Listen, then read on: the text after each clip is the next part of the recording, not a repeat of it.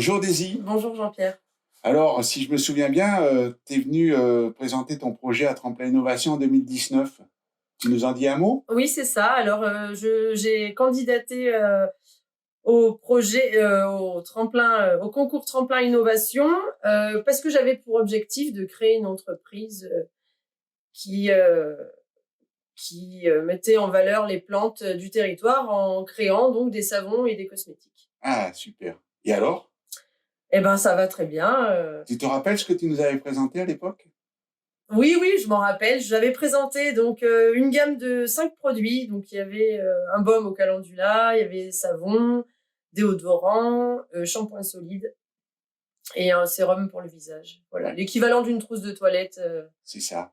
Et je me rappelle, tu étais venu, tu avais des certificats en cours de validation Oui, de tes voilà. produits. Alors c'est vrai que Trempa Innovation m'a beaucoup aidé là-dessus parce que ça m'a permis de faire valider mes recettes par une toxicologue qui représente un petit budget quand même. C'est minimum 300 € par recette.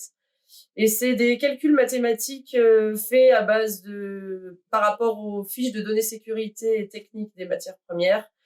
Et donc, il faut trouver le juste équilibre pour avoir un cosmétique de qualité. Et donc, ce toxicologue vérifie les allergènes, vérifie le produit comme je veux qu'il soit à la fin, et après, il me valide. Je déclare ensuite au centre anti-poison, et ensuite, je peux commencer à le commercialiser. Ah, super. Donc, Tremplin t'a permis, d'une part, de financer ces analyses. Donc, Tremplin m'a carrément permis de payer les Ouais. 5 analyses. Ouais. Mm. Et est-ce que tu as ressenti autre chose en gagnant le prix de Tremplin? Eh ben, de la confiance, un peu de reconnaissance et des encouragements.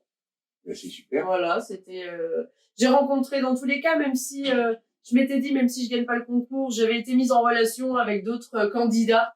Et du coup, c'était toujours, c'était du partage, c'est enrichissant dans tous les cas. Super.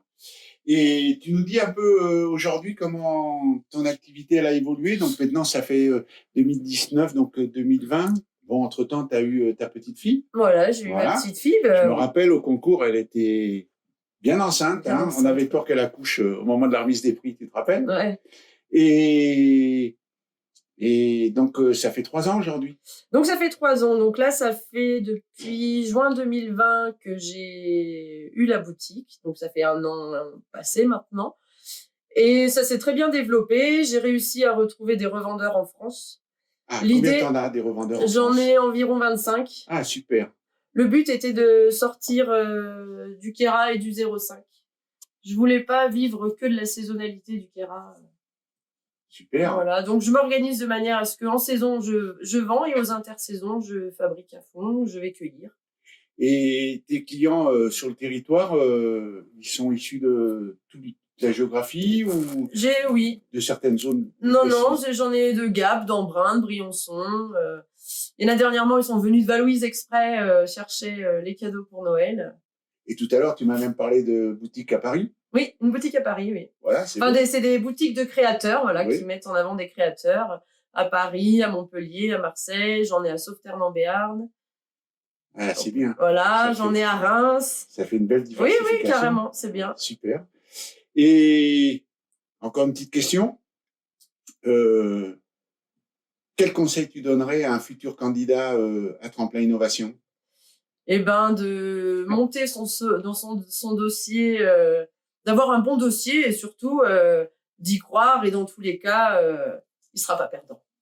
Super. Voilà. Merci Daisy. De rien. Allez, ciao.